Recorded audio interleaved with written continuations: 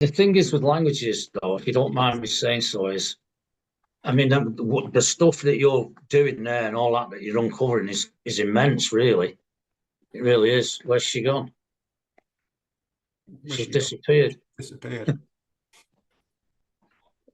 Yeah, what I was getting at is, and symbols remain, don't they? But languages do change and alter. I mean, the Old English, you couldn't even decipher that if you want to talk about it in the present day. If you read some Old English, you wouldn't be able to read it.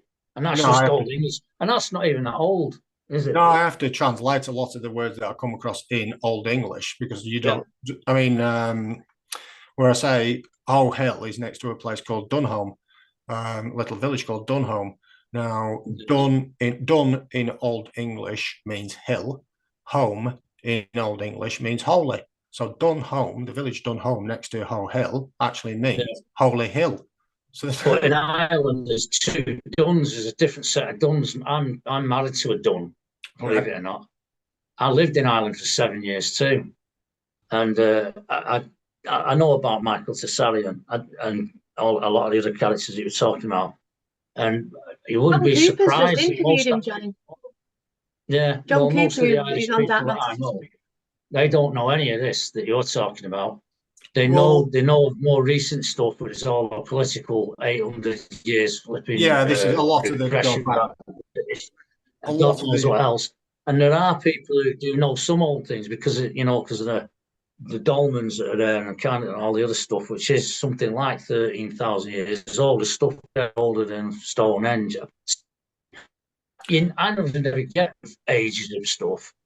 I mean, that's what archaeology is supposed to be for, and so is, and in those terms for finding out these things. Like we are supposed to have found skeletons of giants, but if they're hiding it from us, they're not letting us get at it. Well, no, actually, if you make a comparison of all the fossil record so far, and you can see that there has been giant lizards, you can call them zangers if you like, just dinosaurs, whatever you want to call them, but they are there. They're not placed there by somebody who wants to tell you that it's a story. They are actual fossils.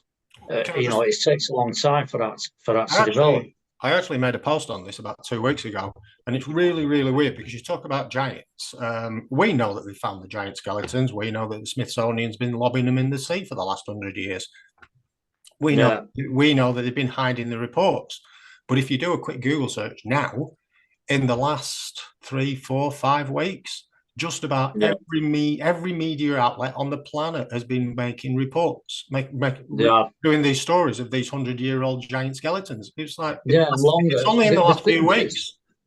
The thing is that a lot of the people that is not going to discuss it in the same manner as you do because they're educated in this system, and you're gonna learn everything that this system is going to provide for you. In other words, you're being brainwashed into whatever history they're going to give you, and it takes a lot of strength and determination and character, which you seem to have, by the way, to unfold and dig all that up. So it is very interesting. But again, like I said, languages do not go well in any of it. It's all right finding the etymology of this and that, because Elohim actually, as you just described it, may be very true. But in another place, it's not quite the same. I mean, I know that there's Mario Biglino, have you heard of him, and Paul Wallace go through these things together. They are translators, and they look for the original specific meaning of prefixes in etymology. And Elohim simply means powerful ones in the language of Sumerian, which is the word you're talking about. And that, as far as I realized, those stories were brought over from Sumeria by the patriarch Abraham. He would have spoke Sumerian and brought Sumerian stories with him. Now you're making an Irish connection, and that's going to be really difficult for any Semitic group to accept for the kickoff. Anybody who comes from that area, including Arabs, Jews, Palestinians, all of them, they're all Semitic, and they're at loggerheads with one another. So you've got a whole new different thing that you're trying to introduce here, and it is fantastic, and it's amazing. I've got to say my hat off to you. It is incredible. But you're up against it with all this other stuff, because for any of those Semitics to believe that they consider holy places that go back thousands of years, such as Jerusalem, where it is built and has been called that and is established as that right up to the present day, they're going to have an hard time understanding that it's not there, it's in Scotland. Do you understand what I'm saying? Yeah, I'm not saying it isn't. I am not arguing with anything, because I know that all knowledge is hidden.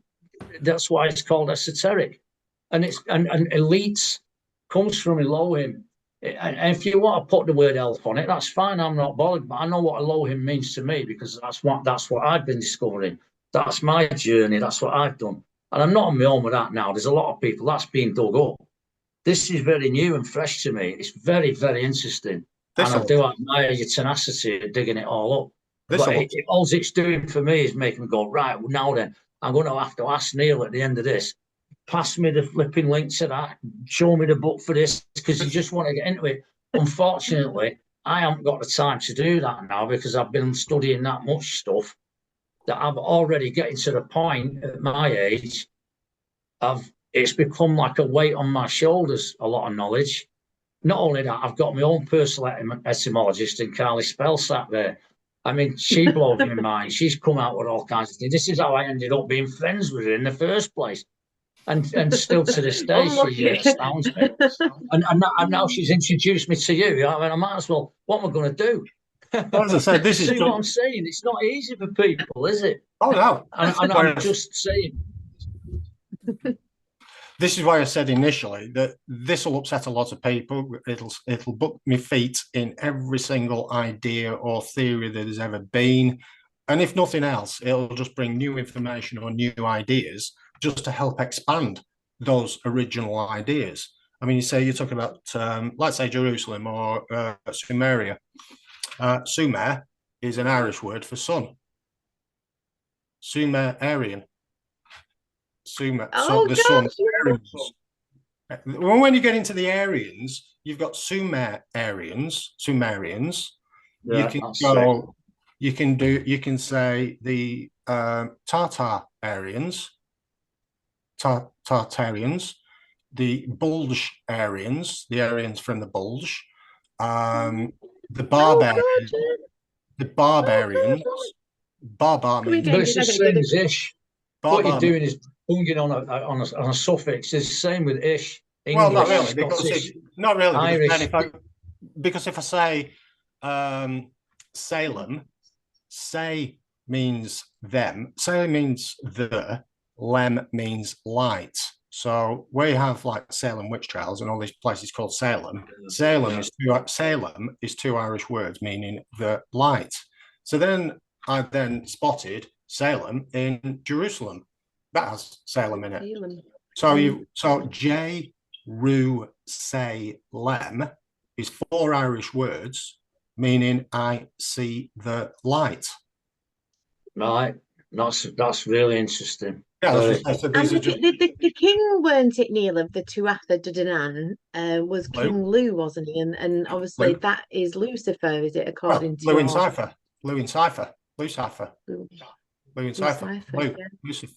But but again, this is all where they get the words from. It's all astro-theology, going back to Sirius. Like I say, you've got Satan the jackal, but you also have, in Ireland, you also have Satanta the hound. He was loose. Like in Game of Thrones, dog, the hound. Can I ask you another question? Hopefully, it's not important. I just because it is interesting and it does throw thousands of questions. And we noticed I've been really quiet because it's blown my mind. I've just been listening. I think even people will be watching this and going, "Oh my god, even Carly shut up." Well, no, it is. It's mind blowing. But if you take things, there's two like little paths in my brain that go. Like there's the astronomical view, which is basically something I attach it to something more like in the realms of physics and science. So, and then there's the astrological thing, which is in the realms of mythology. And I'm not saying that there's nothing wrong with mythology, because they were telling stories of these things that you're saying, how things. This is where you've got all the 12 zodiacs from, and there's other people that use that, like the 12 disciples following the sun, as he goes around, and you've heard that story, so you know what I'm getting at. So the round table. So there's definitely knowledge in the astro-theological stuff. Whereas when I get to the time where, for instance, I have an intuition. If I have an intuition, which is a feeling, not just a knowledge, but it's based upon a feeling that I should or should not do this. This will be right for me. This will be wrong for me. And if I listen to my intuition and it goes right, I start developing this idea that my intuition is more important than knowing the difference between getting it understood scientifically, that side of my brain. Because what I should be doing is finding out if my intuition is correct or not by studying it properly later at a certain point, to find out if my intuition was going to be right about said subject matter by looking at it scientifically. And when I talk scientifically, I don't mean science with a dollar sign in front of it. Those people are totally corrupt. But science is good, and the science with a dollar sign is very bad. I mean, I know the difference. So I just, because these days you only have to say science, and there's a lot of people just think all science is crap, because there's that much new information coming up that is old information, like the stuff you're presenting, and other things besides it, that people are attaching themselves to, and then they come up with this notion, and it's not even intuitive. They say everything is a lie. Not everything is a lie. No, it's not. Not everything is a lie. What is a lie is anything that is deceiving you, and anything that is literally an untruth that's been put there in the first place to lead you astray. So now you've got to decide through your intuition and your head and the science. That includes archaeology, biology, everything you can put together. And your etymology is amazing. I've got to say, it has thrown me into a different place, and I must go look it up. And that's fantastic. When I'm hearing you speak, it's something that's new to me for the first time, and I wished I was younger, because I'd have probably gone with it even more so than I do now, because I've already gone through the Anunnaki and the Mayans, and I've studied the flipping Bible inside and out. I know what the Roman Empire turned into, an Holy Roman Empire, which was Christianity. I know Constantine did that in 320 AD, blah, blah, blah, and on it goes. But this is incredible. I mean, I am absolutely blown away. And but you can see where I had to say something. Otherwise, I'd be just sat there holding my head, going, "Oh my God, what's coming next?" I said that, didn't I, to you, Neil? I said that's what will make a really, hopefully, people enjoying it. I mean, I could be here for days. But that dynamic of you being slightly on the fence, because I've obviously spoke with Neil a lot more. We had like a 2-hour Zoom off the bat, didn't we? I'm not on a fence. I'm not on a fence. No, I don't. Not anymore. I don't before I don't do that. I don't do fences. I do it. I know what the truth is when it comes to we talk about certain principles, and I know what's beneficial and what isn't for us and for ourselves, and that'll do for me. And that's taken me a while, because even that is difficult to practice. If you don't want to lose your temper and then you find yourself losing it, say.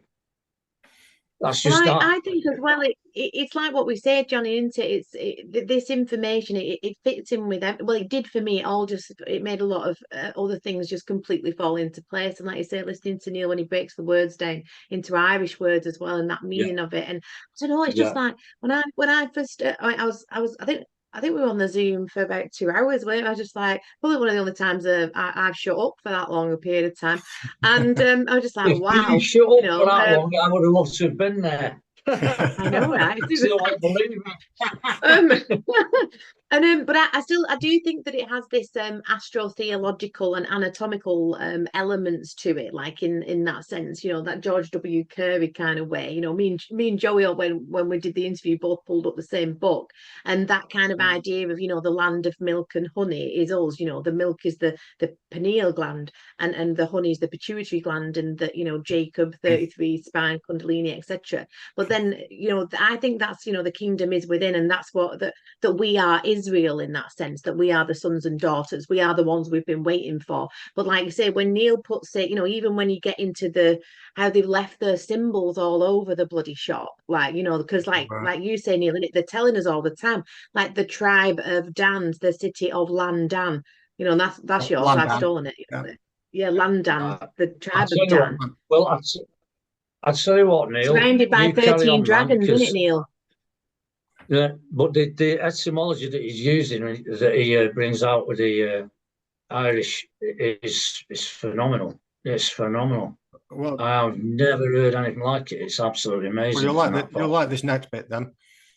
Go on. Let's move on to the Voynich manuscript. I know this caught you all right. I'll tell you a story about the Voynich manuscript. So you're talking about words and etymology and things like that. I was studying ancient Tuatha and Masonry, Freemasonry, goes back thousands of years to Ireland. It wasn't created in a pub in 1717 in London. It was thousands and thousands of years old in Ireland, because it was created to protect all this ancient knowledge that had been put together. They were the secret society that was protecting all this ancient knowledge. Nothing to do with Solomon, then. Sorry, say again. Nothing to do with Solomon, then. Solomon, Sol-O-Mon. Sol is sun, O is on, Mon is mound. Sun on the mound, Solomon. No, but that's later. That's like the second golden era, when Jerusalem was Edinburgh and all the rest of it. No, this is going back 10,000 years ago, back to early Ireland, if you will. This was when Christianity and secret societies were being organized. This was before they went to Egypt, before the Storega slides. So the Tuatha De Danann had a mason themselves, and he was called Goban Swar. He wrote the Masons. Do you know the Masons have a secret language called the Bela Laguerre?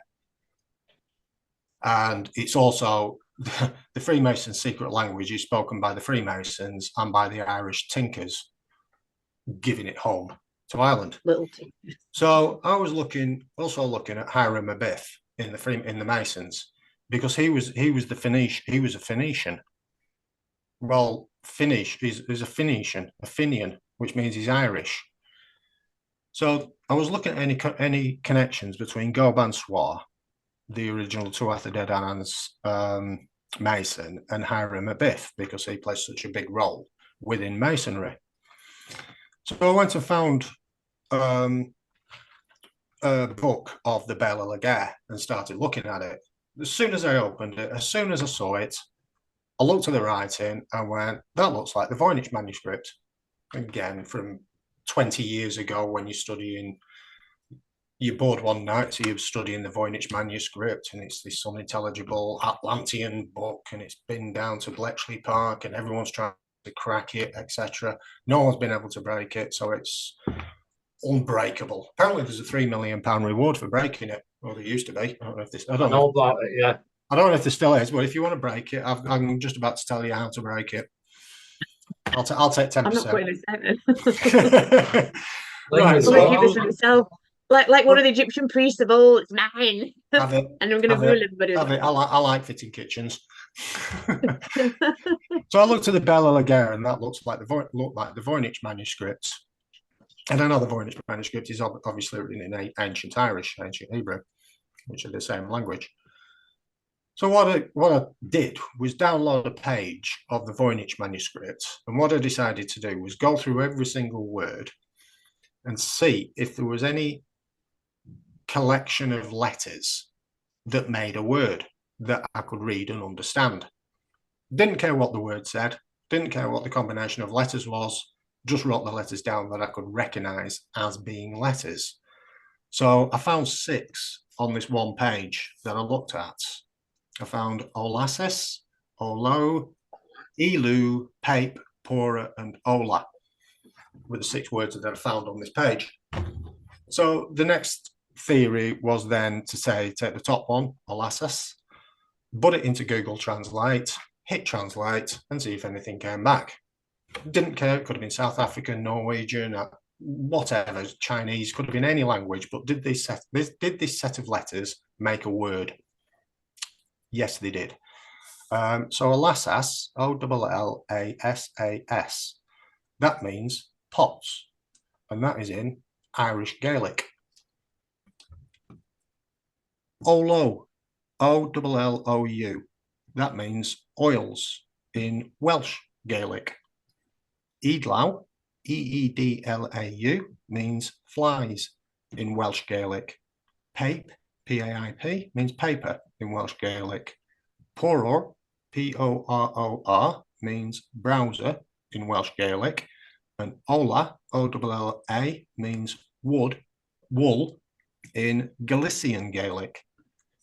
So I'm 6 for 6 for breaking the Voynich manuscript, and it's all written in ancient Gaelic. But as I said, the Gaelic only came to Ireland from Spain, from the Galicians, round about 1000 BC. So the book cannot be older than that. It's written in Welsh Gaelic as well. So the Gaels only went to Wales round about 500 BC. So it's not older than that. So the oldest this book can be is 500 BC. So it's been written in the last 2,500 years. But when people say, oh, it's Atlantean, well, Ireland is Atlantis. Is this, have I got this right? This book we're on about, is it the one with some depictions in it as well? The pictures, the flowers and the ponds. That's the one. Yeah, that's the right one. Really weird, right? That was written in, actually, that one was written or produced by somebody in what century? Nobody knows. Nobody knows anything about it. No, but it can't be as old as you're saying in its actual self, because it wouldn't be fucking there, would it? It'd have crumbled, because everything's subject to entropy. Because that was supposed to have been written. They've tested it for the ink and all the rest of it, and it's somewhere in the 1500s, was it? Yeah, it could have been written 200 years ago. Could have been written 500 years ago. But I'm saying it's not older. It's not older than 500 BC. It can't be the language, you mean? Yeah. Yeah, the book and the language. Yeah. Can't be older than 500 BC, because that's only when Welsh Gaelic appeared. I think you're the only man who could probably earn a fortune off of that. I could probably break it, but nobody can break it at all. It's just unintelligible. I could probably write it all down, but like I said, there's that many different rabbit holes. I'd have to go at it.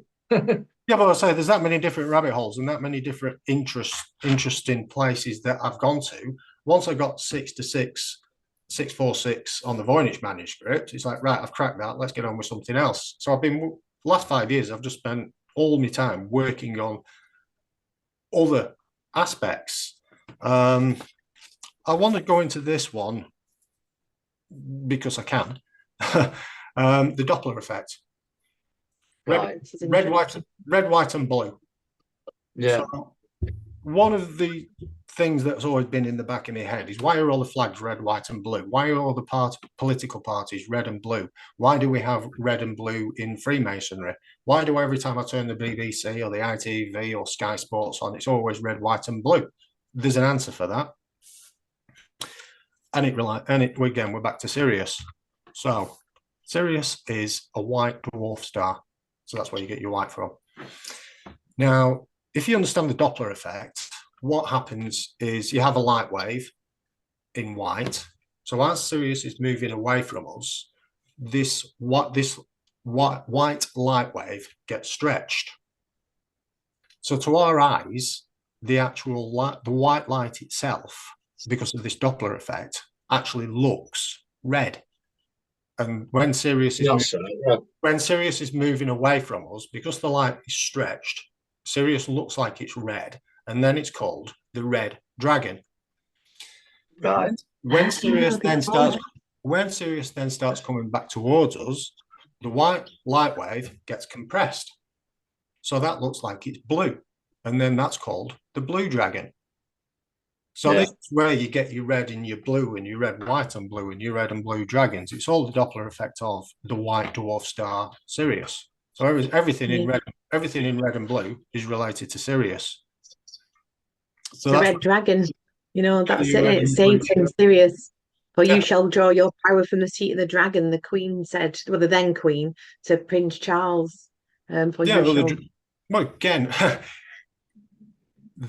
one of the names for the Tuatha De Danann is the 13th Order of the Dragon, or the Dragon Lords of Anu. Well, we'll stick with the 13th Order of the Dragon. They were the Tuatha De Danann, the tribe of Dan. And that's why the 13 dragons were in the city of London, don't they? Of London. So when you look around the city of London, there are Dan. There are 13 dragon statues. Now, the tribe of Dan were also the sailors, the sea people. So we have Lloyd's of London, the insurance company. Now, one of the emblems for Lloyd's is a black horse. No. The emblem for Lloyd's is a black horse. And a black horse is also one of the emblems for the tribe of Dan. You can break these 12 tribes down in emblems and family crests. There's a good one. The Rothschild family crest is 25% tribe of Judea, 25% tribe of Dan, and 50% the tribe of Manasseh. It has the Lion of Judah, is quarter of the shield. 50% of the shield, two of the quarters, are a fist of arrows. So that's the tribe of Manasseh. And I'm trying to remember what the tribe of Dan was. Is it a dragon? I can't remember. But the other quarter of the Rothschild family crest is the Tuatha De Danann. So these symbols, these emblems that they relate to the tribes of Israel, you can find those literally everywhere you look. And again, I'd have to then start putting pictures up of showing what they are. I mean, like I said earlier, the Tartarians, the Tartan Aryans from Tara, Tartarians. Well, Tartarians. And where were they from? Where do you think Tartaria was originally? Was it in Great Britain again? Or no, it was always where it was, but like I say, when you've got the Bulgarians, the Barbarians, the Sumerians, the Tartarians, when they left Britain, I mean, it even says in the Bible, everywhere they went, they named everything everywhere they went. Whatever had been a general nuisance and named them. So basically, when they spread out after the Storega slides, when the Irish then left and went out to re-educate the planet again, they also named all these places after themselves. So one of the main giveaways is one of the main emblems for the tribe of Dan is the griffin. And then everyone looks at the Tartarian flag. Well, it is one big griffin. Well, it doesn't take much to work out that the Tuatha De Danann in Ireland, whose emblem was the griffin, who travelled out throughout the world to re-educate everyone in ancient knowledge, their main symbol is the griffin. And another one of the symbols is the black eagle. So we find the black eagle in Germany, in Russia, in the Holy Roman Empire. It's always the black eagle, which means they're the tribe of Dan. Yeah. And you said, Neil, that they run the City of London still, Rome and Russia, I think you said from your research Russia, as well. Germany. Manasseh is mainly America because they have the arrows. Tribe of Dan has the trilateral state. The Vatican. Is that the arrows in the eagle? 13 arrows. Yeah, it's the 13 is the tribes of clawed on it. Yeah, a handful of arrows is the tribe of Manasseh. But like I said, when I said you see it everywhere, it is literally everywhere. So, Jonny, I presume you know about the layouts of Washington, D.C. I do, yeah. With the obelisk, the Capitol building, the five-pointed star, and the vesica pisces around the obelisk. Yeah. Well, firstly, where do you start on this one? The vesica pisces shape that's on the ground at the bottom of the obelisk, that's the orbit of Sirius and our sun. That's the vesica pisces shape that we make. Then, that made sense. Then if you look at the glyph, the Egyptian glyph for Sirius, it's an obelisk, a dome, and a 5-pointed star. Right. The way you've got the obelisk, where in Washington, the layout of Washington DC, you've got the obelisk, and then you go down that, and then you've got the dome of the Capitol building. You've got the 5-pointed star and the layout of the roads, and you've also got the Pentagon. Basically, the whole layout of Washington DC is laid out from the glyph of Sirius. Insert at this point. And again, if you look at the layout of Vatican, if you look at the layout of Rome, everywhere you find an obelisk, you'll find a dome and a 5-pointed star. And all you need to do is look at the Egyptian glyph for Sirius, and that explains exactly why they're all there. And they call them the sky people as well, didn't they? So they're viewing it from above, aren't they? You know, on that kind of, from Sirius, it can be seen from above, whereas you just walking around on the street, you're not gonna see that. But you'd never. If you can I just put in a sec? Is Sirius the satanic? It's a satanic. What do I call it? The oppression. Is that what's hiding everything from us? Is that what's changing our history, in your view? Is it the Sirius side of things, the satanic side of things? Is that what it is? Were you talking about the Mandela effect? Or just no, I don't want to talk about anything the Mandela effect. I've never witnessed it myself. I know what you're talking about. No, what I mean is, for me, from my point of view, the true source of the universe is being completely, with all of this anyway, is being completely vilified. And I'm not talking about a big G God, and I don't mean Yahweh, Jehovah, or any of those things, or Enlil, or anything else for that matter. I'm talking about that is pretty much unknowable and you can't describe. It's the source of all life, and it's the true source of all vibration, frequency, energy, and life. And I don't think anything's dead in that respect. But what opposes it to me is anything that keeps you from knowing the full truth, the extent of it. It's in opposition to that.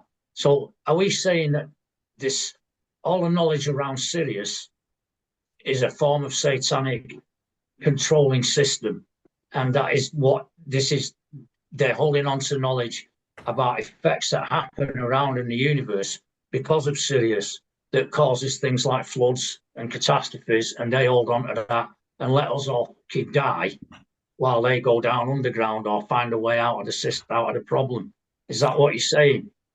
Well, because without any real conclusion of purpose to whatever anybody's done or anybody's hiding, there must be a reason for it. This is what I'm getting at. Well, the energies, the force, the ethereal energies, it's everybody's. What they're hiding is the knowledge of it. That's what I was asking you. Yeah. The energy itself, anybody can use it. There isn't good energy and bad energy. There isn't Satanism and No, I understand that, Neil. I understand that. It's like using water. All this knowledge is being hidden from us to stop you using it. Because it's going to happen again. Yeah, it's going to happen. It happens every 24,000 years, but anybody can tap into it and start using this energy. You can use it for good. You can use it for bad. It's like water. You can use it for good or bad. You could drown you in it. Yeah, I'm with that. I could save your life with it, but if I didn't know what to do with that water, I wouldn't know that it could do good or bad. I wouldn't even know. It's just water. It's going past.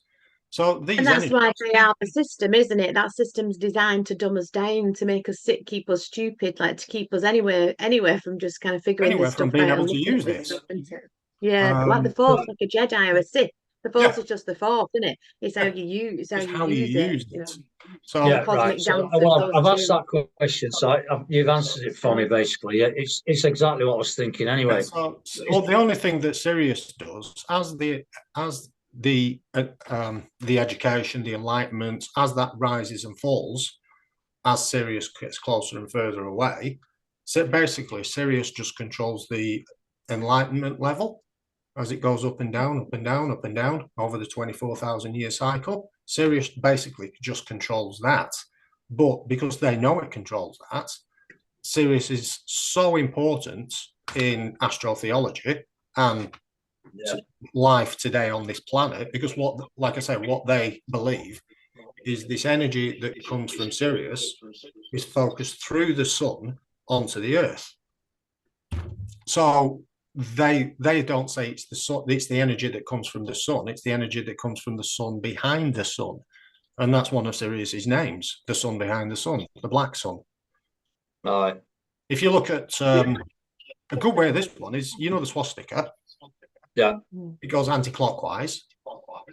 Yeah. That's the black sun. That's Sirius. Right. If I turn that round and made it go clockwise and made it white, that's Sol, the sun. Right. So you've got. Well, I know about a lot of sigils and stuff. And the swastika was particular an Eastern symbol. It was in Hinduism, Buddhism, and God knows what else. But it is twisted and reverted round and inverted like they do with everything. The anti-clockwise. The anti-clockwise one is Sirius, the black sun. The clockwise one is Sol, the white sun. So if you look at, that's that checkerboard again, isn't it? The black sun, the black and white star, and the white star, and that's why Bowie did that. His last album before he died was Lazarus, and he's holding up the black Bible with the black star on it. And he goes, "I'm the black star. I'm the black star." He's nodding to it, because I think, and whether this is right or woo-woo or whatever, but in the theme of things, that they've got this knowledge and we've not. And we've forgotten it. Well, that's why they all go like that. Or they've forgotten it maybe as well. That's why they all go like that. Yeah. Yeah. And I think what they do is they survive so. these deluges. They are kind of the magi of old. They know how to transport their consciousness perhaps into different avatars. They go underground and they come back up and play the theatre and the acts, and then it just resets. And it resets again. They actually call this place the circus. And it is Clown World, I call it. And it's interesting, actually, Neil, that one of the tribes, the Menasha, is it the Menasha? I would say Menasha. Manasseh. One of the tribe of Manasseh, that's it. They actually, in the law, there's 3 jurisdictions of a court, and obviously the third one is where he becomes like a high priest of the Talmud, and they call it the say it again. I keep saying Menashe. I want to say Manasseh. And Manasseh, apparently, if I'm getting this correct, means to forget. So that's what they want us to do, to forget. That'd be a new one on me. I didn't know that one. But when I was researching it, it means allegedly, but you have a look into it. You perhaps figure out more than I can. But it means to forget.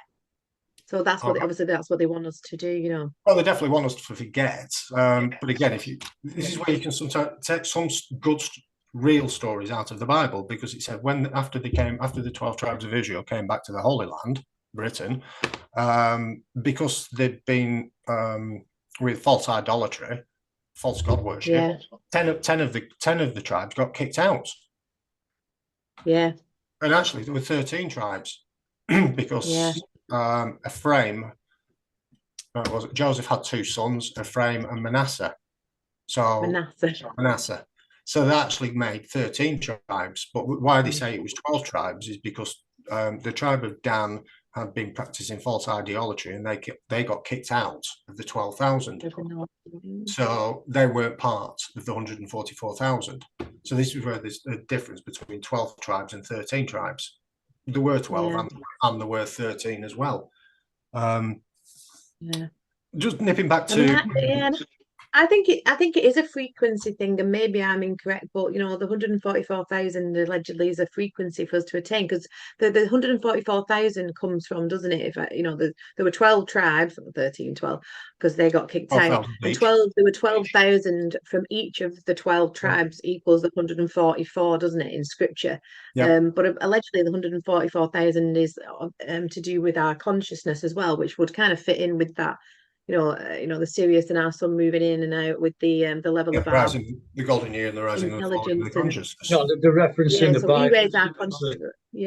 the reference in the Bible, which is in Book of Revelation, isn't it? Is referring to. Reveal. It's supposed to be, if you're going to take the literalist, will tell you anyway, that the 144,000 in there, never mind the oil now and all the rest of it. The 144,000 in there, from the literalist points of view, are men from the 12 tribes of Israel who never defiled themselves with women or anything like that, stayed pure. Not, I don't know why they say things like that. I don't say, oh, that's defiling yourself if you did anyway. But all the same, if you see what I mean, that this is how they phrase it. They go to rule in heaven for 1,000 years with Jesus Christ. And they are men from the 12 tribes of Israel who are basically virginal themselves and never defile themselves with women, kind of and classed as holy, to be rulers in heaven with Christ over the earth after Satan's been thrown into an abyss for 1,000 years before he's released yet again. Right now, there's groups of people. Where's the abyss, Jonny? Jehovah's Witnesses. Well, listen to this, ridiculous. Jehovah's Witnesses interpret that as the remnant, which it does say they are remnants from early congregations. And the early congregations had so many of the 144,000 there that were already part of it. They've died, and now they're waiting for the last. In the last days, it'll make up the full 144,000. Except Jehovah's Witnesses believe that you don't have to be men from the 12 tribes of Israel. You can be anybody who's a Jehovah's Witness, including a man or a woman, and that the remnant that they are the ones who drink the wine. Unfortunately, they don't know exactly how many there were in the first place, and they've gone past 144,000 people drinking it. So they've made a pretty big error there, haven't they, if you see what I mean? So that it just becomes a farce. But that's somebody's interpretation who has a very high moral standard of faith and can easily be, deluded. Again, that kind of relates back to the Akhenaten thing, where the priest classes had poisoned the original beliefs.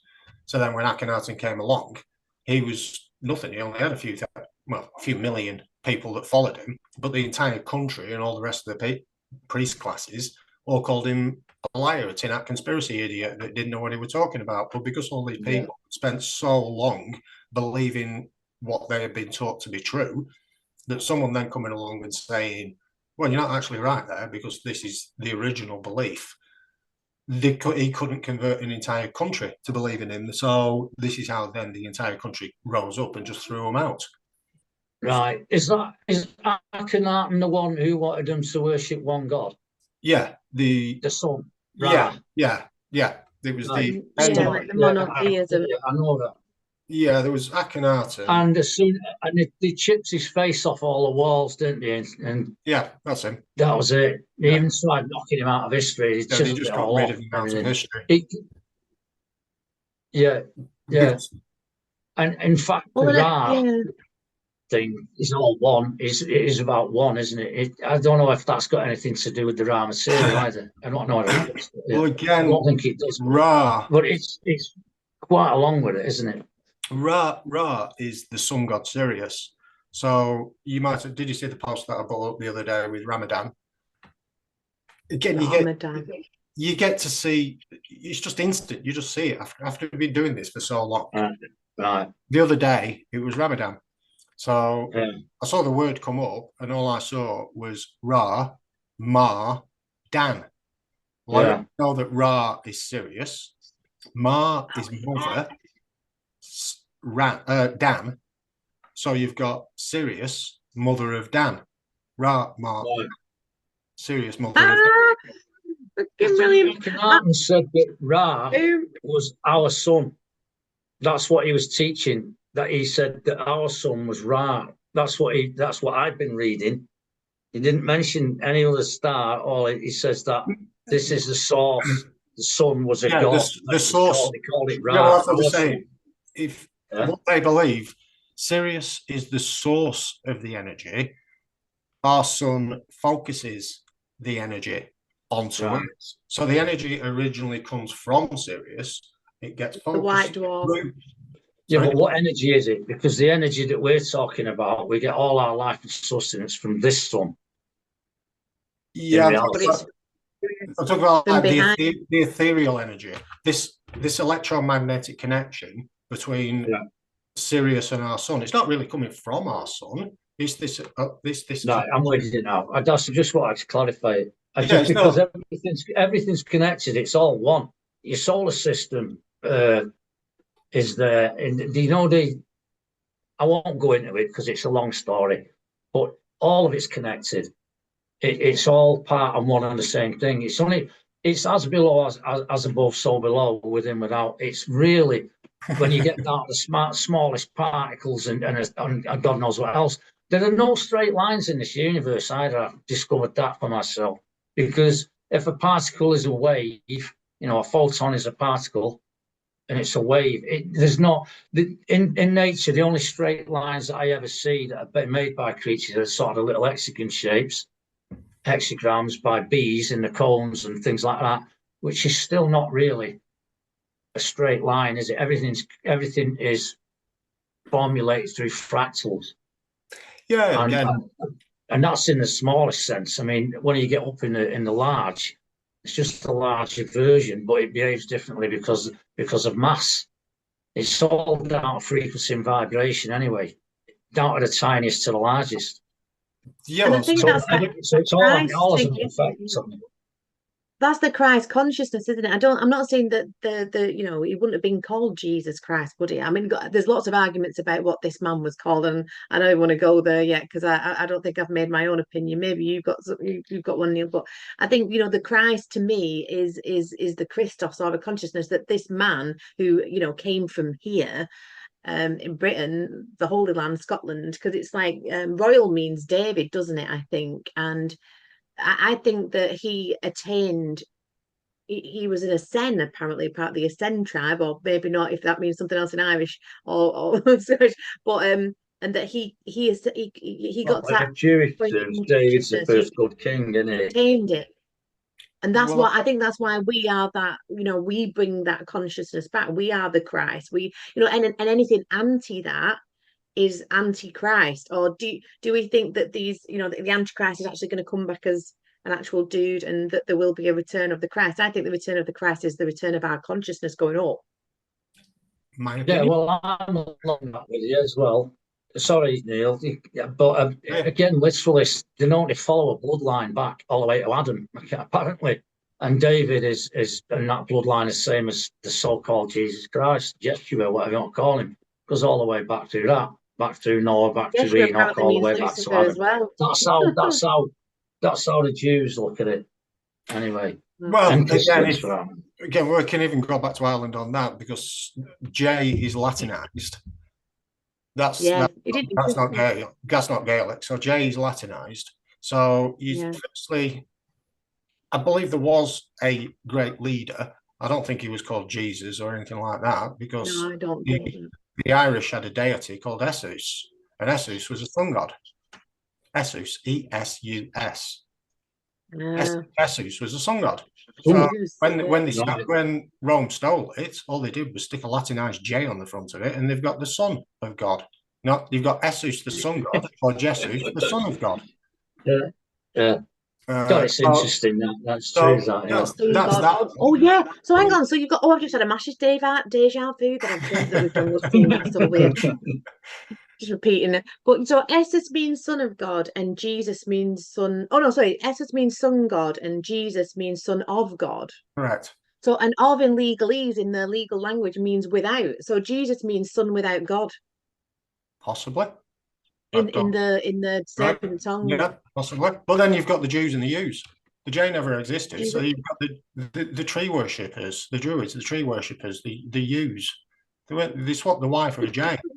For the Jews, Hebrew comes from again in legal. Yeah, wow. Ancient And in Hebrew. legal terms, the you is plural, and we've all kind of forgotten that. So on on legal documents or statements of account that you get saying you owe this, you is plural. So who is you? It ain't me, is it? But it's got to be you, right? Yeah. So and you is obviously a docile female sheep. That's why they call us yous. And the you is the yew tree, which actually is apparently is a portal that and acts as portals to other worlds according to Shaman Dave. But it all just links back in, doesn't it? It's like wow.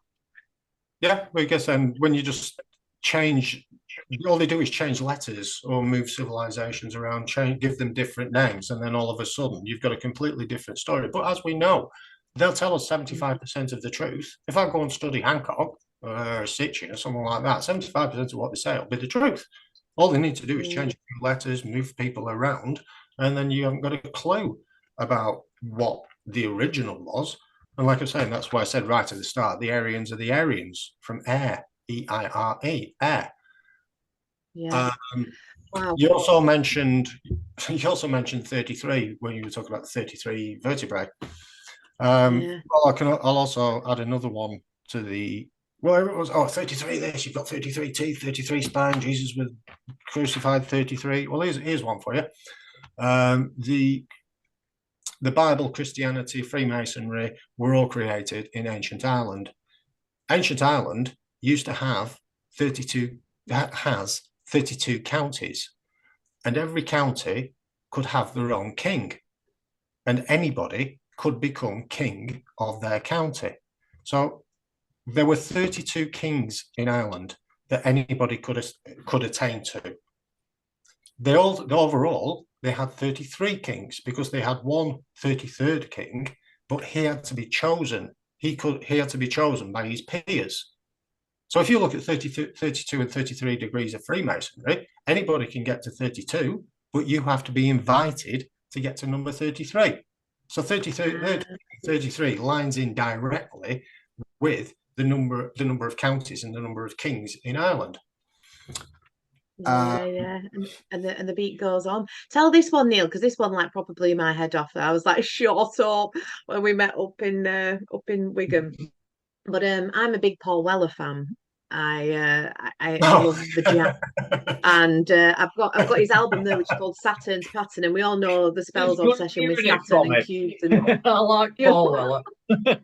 No, this is. I was just like, I was like, my gob on floor. But yeah, I don't. You tell it, Neil, because you'll tell it better. So we got talking, and obviously I'm a big Paul Weller fan. Saturn's Pattern. I've even got it on a T-shirt, etc. Because I'm drawn to it, and there's probably a reason why, as we're drawn to these things, to illuminate ourselves. But go on, you tell the Jam story. The 1980s pop group The Jam. Well, let's start with the 1990s pop group KLF. The KLF made a record called The Justified Ancients of Mumu. Now, Mumu happens to be an ancient name for Munster in Ireland. The Justified and Ancients is another name for the Tuatha De Danann. So the Tuatha De Danann are called the Justified Ancients of Mumu. Jam. The Jam. The Jam. But the Jam. After the Tuatha De Danann were defeated by the Milesians, they were all it says is they were sent back underground. There's no other explanation than that. They were sent back underground. So what was it 1980, 81 record by the Jam? Yeah. Going underground. Well, but then again, you start playing with the underground. That's one of my favourite songs. I get it. Yeah. I would say we're all going to go underground if they can remember. I think some of them do. The building. I mean, the build. Like I say with the Bowie thing. At the end. That's on his last album. He's literally doing that on his last tour. It's wow. And why the ice cream van, Neil? Well, which is not sure about that. I was thinking, does the ice cream van have it? Or is that just I'm not sure how they get into that one. But again, when you start looking at Hollywood and films and music, another name for Sirius is Prudence, which might not mean anything. But if you listen to the Beatles, Dear Prudence, Dear Prudence, won't you come out tonight? they're not actually singing about Sun Tart going out tonight for a drink. They're on about the star Sirius coming out at night. The work that you've done, the things you're saying, has some credence to it without any question of a doubt. I mean, it is amazing and it's very, very interesting. And that I will go with it. And because I know about esoteric stuff, but and there's a lot of things. In fact, just while I'm at it, because this is a long one, Carly mentioned, I don't know whether you know about him yet, Neil, Joey Phipps, No. Library of the Untold. This guy, Oh, Joe, Joey Phipps, yeah, he has Yeah, a. Joe, I know Joe. That's how It's me and called- Neil kind of met through Joe. Well, it's called Library of the Untold, but the thing is, what he does is he communicates all that esoteric knowledge and he plucks it out of everywhere. There's loads of stuff in there, and he does it eloquently, and he transmits it over in such a way that it seems like second to none the way he does it. It's absolutely beautiful listening and watching the stuff that he puts together, and yet he asks you to ask the questions without ever being forceful in any way that he does it. And he's also very, very respectful to his subscribers and appreciative of them. And I think he's one of the best things up there that I've looked at. I go on there quite often because the way that he puts it together, it's just superb. And, these are the sort of folks that I like looking at. And there's lots of other guys out there that are doing it, like Paul Wallace and what have you, and a few others in their field of whatever knowledge it is they want. But he plucks a lot out, Joey Phipps, puts it together beautifully, and then presents it eloquently, I think. I couldn't speak any higher of any of the stuff that I've seen at the moment. He really deserves that thing to grow exponentially, I'd say. Well, again, I follow Joe's work, but I don't tend to follow content producers as such. I mean, just for example, one of my favorite videos is Irish wisdom preserved in the Bible and pyramids. It's a audio book by Conor McDowry, and it's on for 7.5 hours. Absolutely amazing work. And all it is fact, or claim for 7.5 hours. And I said, when I'm watching videos like that, or Atlantis Island, another one I'd highly recommend, I sit there with a pile of paper, just simply making notes. I'm going to write that down, actually. What was it again? There's two. There's Irish Wisdom, Preserved in the Bible and Pyramids, by Conor McDowry. That's an audio book that's on for 7.5 hours. Conor McDowry. Well, Neil, if you send me the link, I can always link it in the links for people if they want to go and have a look at that. I mean, the really interesting one that you'll find, because you mentioned Plato earlier, if you go and have a look at one called Atlantis Island, it's an audio, it's a book, it's a video, it's on for 3.5 hours. And basically all he does is go through every piece of writing that has ever been about Atlantis, and basically proves that Atlantis has to be Ireland. It cannot be anywhere else, even down to the exact size of the place. It's all written down. It was 8,000 leagues this, 4,000 leagues that. It had mountains here, flat plains there. It's just 3.5 hours of explaining why Atlantis is. Wow. But again, I mean, I watch these and I sit there with a pile of paper and I'm just taking notes all the time. I do that. I'm old school like that. Because what I want to do, I don't want to be spoon-fed my knowledge. I want to listen. No. I want to listen to someone's opinion about something, take new inspiration, new ideas, and then look into those new ideas by myself. So I almost direct myself, if you will. So like I say, this work is partially mine. A lot of the breaking down of the words and things is mine. A lot of the ideas or inspiration to go into looking at other stuff comes from all these other researchers that I've named. I mean, you said that, I mean, you're into the law. Yours is the law. There's a site called the Brehon Academy. Do you know about Brehon law? I've not heard of it.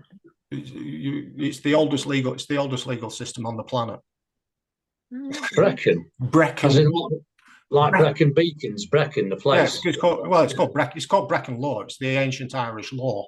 It's the original law of the land, and it lasted for thousands and thousands of years. And it's basically based on compensation, and the economic system of the country itself was run on like a laissez-faire system, where you were responsible for yourself. There's no government, there's no taxes, there's no regulations. You were responsible for you being an adult. That's the laissez-faire system to an extent. Now, Brecon law is basically the legal system that kept it in place, because it was all based on compensation and you being liable. If you went and killed one of your neighbour's cows, you owed him a cow. If you killed his son, it was, first it was onto you. Then if you couldn't afford it, it went onto your family. If your family couldn't afford it, it went onto your culture, onto your village. So like if you did something really bad, your peers held you accountable.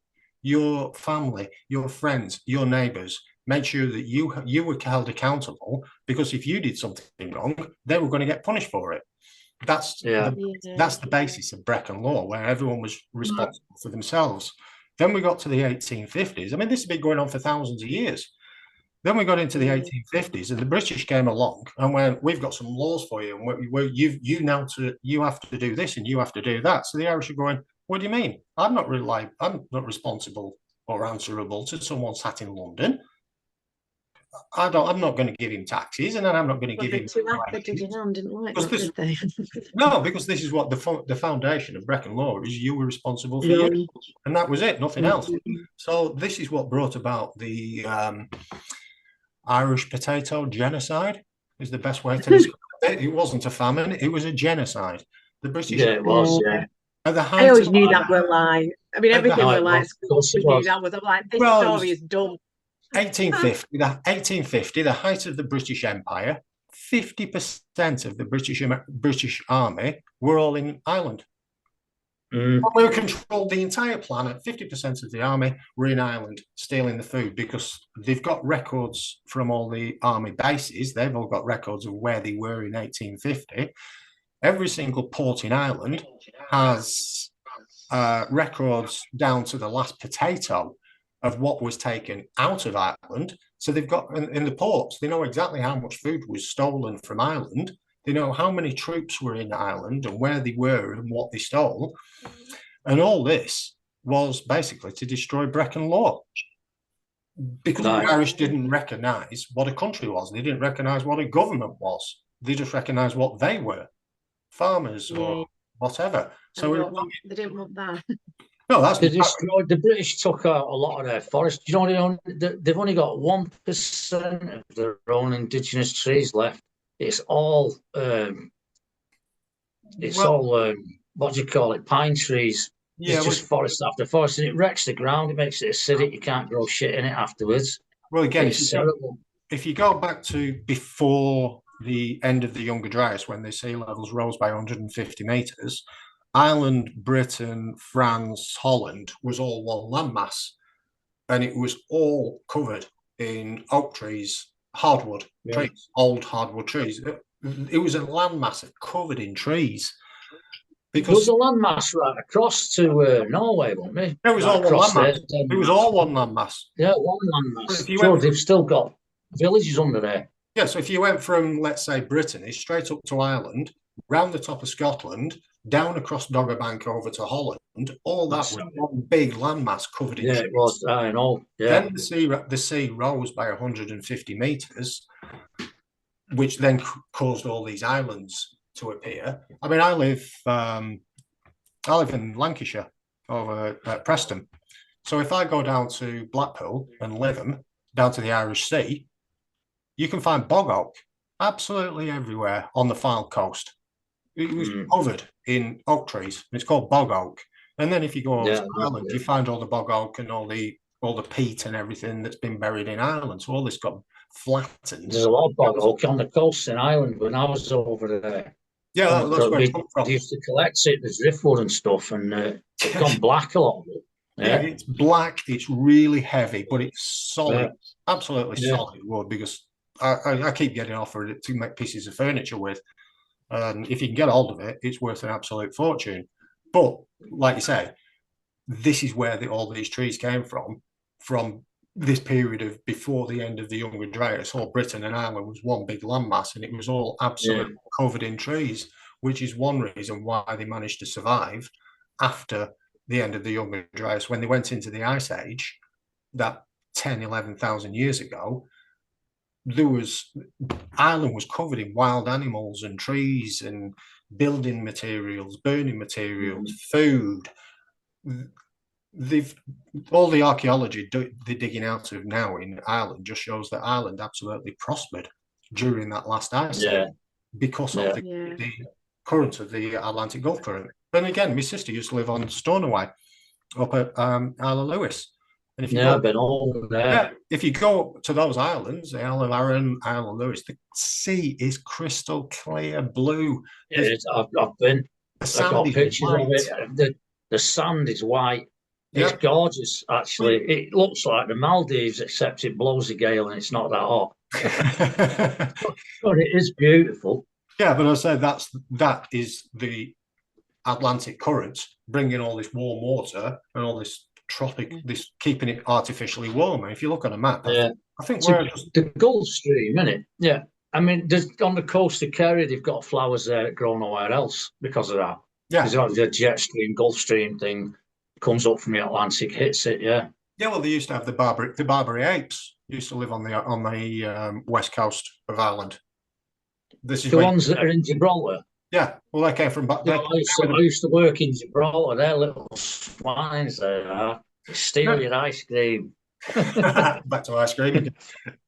Yeah, there were thousands of them. They were digging all these Barbary ape skeletons up on the west coast of Ireland. And again, this is when I said earlier, Barbar means beard, and presumably comes from. Must have been warmer then. The climate must have been warmer. I think a lot warmer. Yeah, it's got to be. Well, it's got to be more oxygen too, so you'd have bigger creatures probably. Yeah, well, again, if in the Greenland ice cores, they've started looking at those from 10, 20,000 years ago, and they found out that the oxygen levels were at 40%. Today, they're at 18%. So you double the oxygen. Wow. You've got to double the carbon levels. All the plants are bigger. The humans are bigger. Our bones are quartz. So the astral energetic levels were a lot higher. So our bones and we were bigger. If you imagine your pineal gland today being like a dried up grain of rice, well, if we were sort of 2 or 3 foot taller and we were a lot healthier and we had a perfectly working pineal gland, which would have been at least 5, 6, 7 times bigger, this is how we get connection. And this is when we're talking about saying the veil being a lot thinner, it's more energy. Have you studied the Purple Dawn theory, Velikovsky's work? I have. I've read Velikovsky's books. The Electric Universe. Theory is fantastic. Yeah, the Electric Universe. I'm right with it. I don't know about that. It explains so much to me. That does. It really did. To me, that goes hand in hand with this Sirius Sun connection, because I don't believe you can have a vacuum in space. You can't have 10 to the minus 16 to a vacuum. It isn't a vacuum. I keep trying to tell everyone it's filled up with stuff. It's full of How can it be a bloody vacuum if it's filled up with radiation, light, and God knows what frequencies? It's not. It's all one thing. Yep. It's an electric universe, and this goes back to the energetic connection between sun absolutely. I'm right on with that. Space is energy. It's just full of energy. You can't go into space. You just get fried. It's all alive as well. It's in different levels of consciousness. No, it is alive. If you like people go, that planet's dead. That's dead. They don't know what they're saying when they say that sort of thing, because what they're talking about is equating it to life that they know here.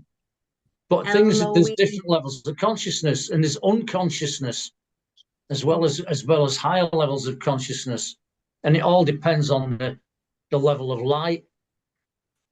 and you know your mass. So there's different densities. It's not a lot of one basically. That brings that out density, which is basically just dimensions.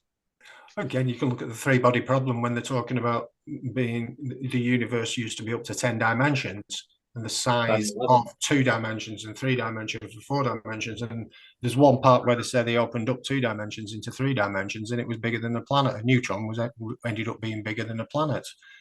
So when you start looking at all these different dimensions, and they said like you can have thousands of life forms in 2 dimensions in the size of a neutron, because by the time you open it up and it's the size of a planet, you've got entire cultures buried in the size of a tiny neutron sort of thing. So when you start expanding on physics into space that way, that is it's just absolutely I think we're getting off piste a bit because I'm still waiting. Anyway, I was going to say it's not even halfway through it, are you, Neil? No. I could talk for that, honestly. Well, you've done all these subjects. I've been saying that I could probably talk about this for about 24 hours on the trot without breaking much sweat. So how to break down something that lasts 10, 15, 24,000 years, that covers the entire planet, how to break that down and become understandable in 2 hours is testing. Well, and we're coming up to of talking about it for 3 hours, and I realise I think we've put some really good foundations in there, and like we've given him. If Neil's up for it, then I'm more than happy to do that, because like I say, if Neil can talk about it for 24 hours, I can listen for 24 hours, because I absolutely love it. I can tell he's not even got going. In my mind, well, in my mind, this was to introduce the entire theory, the 24,000 golden year, what happened, why the end of the Younger Dryas, the ice caps, knowledge getting created in Ireland, organised in Ireland. It got hit by the Storego slides. It went to Egypt, got perfected there. Then Akhenaten got kicked out. They all came back to Britain. That's the Holy Land. The tribe of Dan created Rome and Christianity, and then tried to destroy everything for the last 2,000 years. That was basic. I think we've done that, and I think that was really cool, because I followed it, and let's hope people watching followed it, and certainly like you say about Christianity, it's a Roman tax system, it's an annuity, but being a follower of Christ or the consciousness, there's a line that said, the Elohim or the Elven, they clothed us in white, which is the illusion that they've been peddling for this long to keep us from our true his story, but yeah, like we'll leave it there. But Neil, if you would come back, we would be more than happy to have you, wouldn't we, Jonny? I'm sure. Yeah, so you got to now, really. You can't just leave it there, really, can you? Well, the thing is, you can't really. It's not finished. Well, the thing is, I'm not a content producer. I'm not a researcher. I'm not a book writer. I don't have anything to do with paper or words or anything. Like I say, I'm a kitchen fitter and I work on building sites. This is a hobby to me. So up to only like a month or so ago, for the last 25 years, I've never talked to anyone about this stuff. It's always just been for me. I'm not making videos. I'm not writing books. My name isn't Graham Hancock or anything like that. I'm going to work on Monday. So to me, I don't even know if anybody is interested in this. I've had that. You should write a book, seriously. You should. You shouldn't. I like working on building sites and playing with wood and playing with metal. And no, mate, write a book, please. You should. Mention his research, but yeah, I mean, and I think it just fits in with everything that kind of Dark Matters is about, really, and that's why I was so giddy about Neil when he contacted me, and I was like, say, I've said it once, I've said it twice. I was blown away by it, and this idea certainly that I'd love to investigate more, that they're going back underground, whether they've forgotten their own knowledge or not. It's kind of out there that does seem to be happening. And there's a line of Atlantis that was in one of Joey's videos, and I really liked it. And it's from a book that he quotes, but they renewed their lives in the river of Amenti, where the river flows on and on, deep in the earth's heart. That's And from the on Emerald Tablets of Thoth, isn't it? is that from the Old of Thor? Yeah, that's Brilliant. from the Emerald Tablets of Thoth, when Thoth was going about how he reincarnated. But again, when you start looking at the Emerald Tablets of Thoth, one of the very first, when they're explaining about Thoth landing in Egypt, he said, "I came from Atlantis, and I came from the west. Ireland is west of Egypt." Yeah. So just to have some sort of understanding of, go back now and read the Emerald Tablets of Thoth, where from Atlantis is Ireland and Thoth came from Ireland. You'll see it in a whole different way. Well, you talk about Lugh. After Lugh had been trained by King Manannán, King Lugh then rode the wave of Thoth back to Ireland. And we talk about King Manannán. Jonny, you were talking about lore, stories, and reality earlier. Here's one for you. The Native American Indian tribe of Manannán, the tribe of Manannán, the Red Indians, they were discovered again. They said that they were taught by these tall, white-skinned, red-haired Europeans. When they were discovered, they spoke Gaelic, and they talked about Manannán. So this is what the Native Indians were talking about.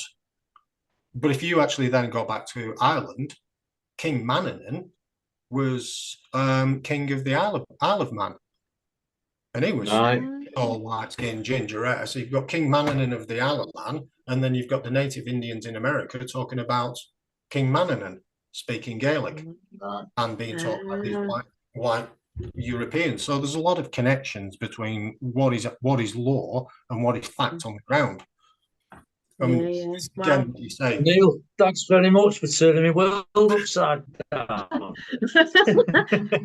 Brilliant, isn't it?